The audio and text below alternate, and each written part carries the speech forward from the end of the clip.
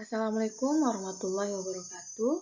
Perkenalkan, nama saya Muhibah, mahasiswa PPG dalam jabatan kategori 2 tahun 2022, jurusan Bahasa Indonesia, NIM E1C222069 di LPTK Universitas Mataram akan membahas materi tentang teks negosiasi.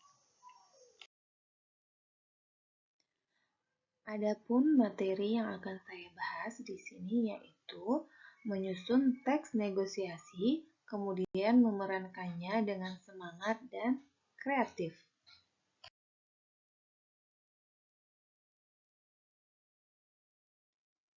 Adapun kompetensi dasar pada teks negosiasi di sini ada 4.11, mengonstruksi teks negosiasi dengan memerankan isi, struktur, dan kebahasaan. Kemudian, pada bagian indikator pencapaian kompetensinya, di sini ada 4.11.1, menyusun teks negosiasi dengan memerhatikan struktur teks. 4.11.2, menyusun teks negosiasi dengan memerhatikan aspek kebahasaan. 4.11.3, menyajikan teks negosiasi yang telah disusun ke dalam bentuk memerankan negosiasi.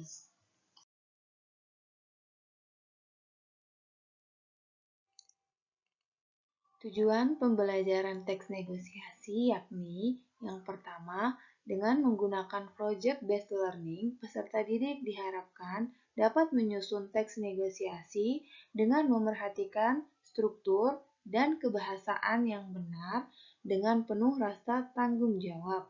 Yang kedua, dengan menggunakan metode project-based learning, peserta didik diharapkan mampu menyusun teks negosiasi dengan kerangka yang disusun sebelumnya dengan cermat dan tanggung jawab.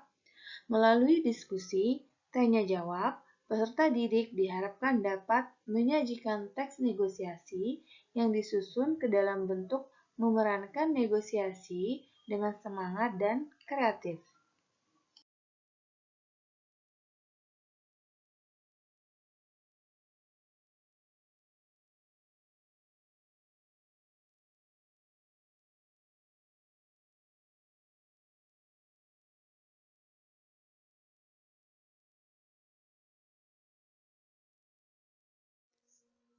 Pengertian negosiasi menurut Kamus Besar Bahasa Indonesia yaitu negosiasi diartikan sebagai suatu proses tawar-menawar yang dilakukan melalui cara berunding untuk memberikan atau menerima guna tercapainya kesepakatan bersama antara pihak satu dengan pihak yang lainnya.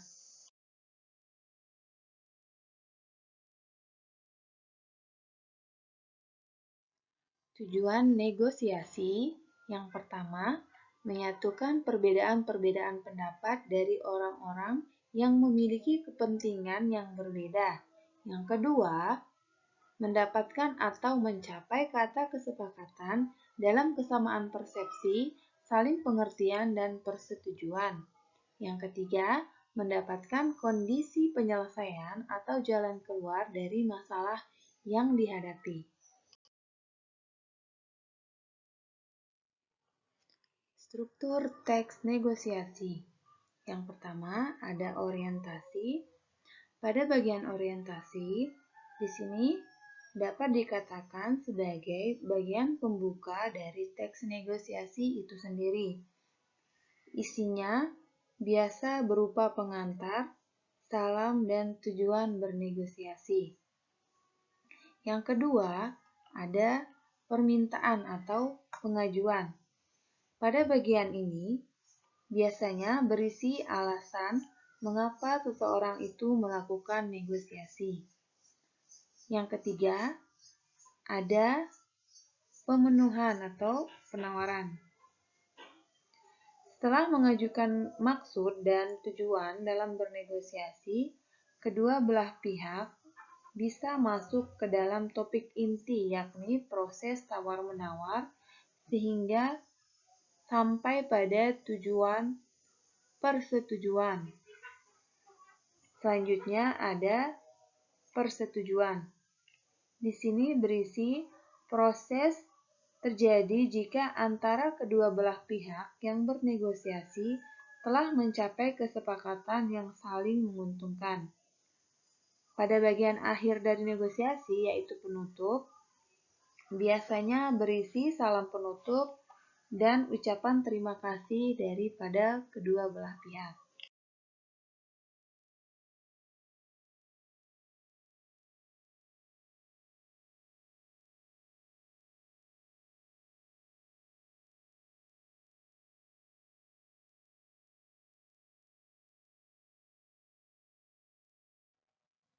Kaidah kebahasaan teks negosiasi.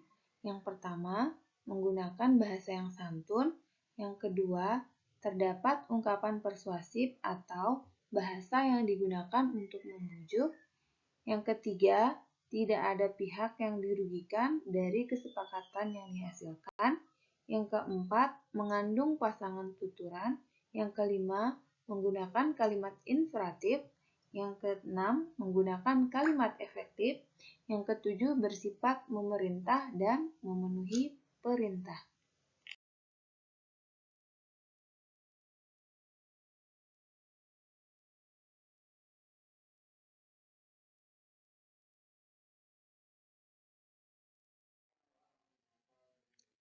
Pada pembelajaran kali ini, saya juga melampirkan beberapa contoh teks negosiasi. Di antaranya yang pertama ada teks negosiasi jual beli, yang kedua negosiasi pekerjaan, yang ketiga negosiasi di dalam lingkungan keluarga. Kemudian dari media pembelajaran ini diharapkan peserta didik lebih mampu untuk berpikir kritis dan mengembangkan diri dalam menyusun teks negosiasi serta memerankannya secara sederhana. Baik, sekian dari saya dari penyampaian materi hari ini. Mohon maaf jika masih ada kekurangan.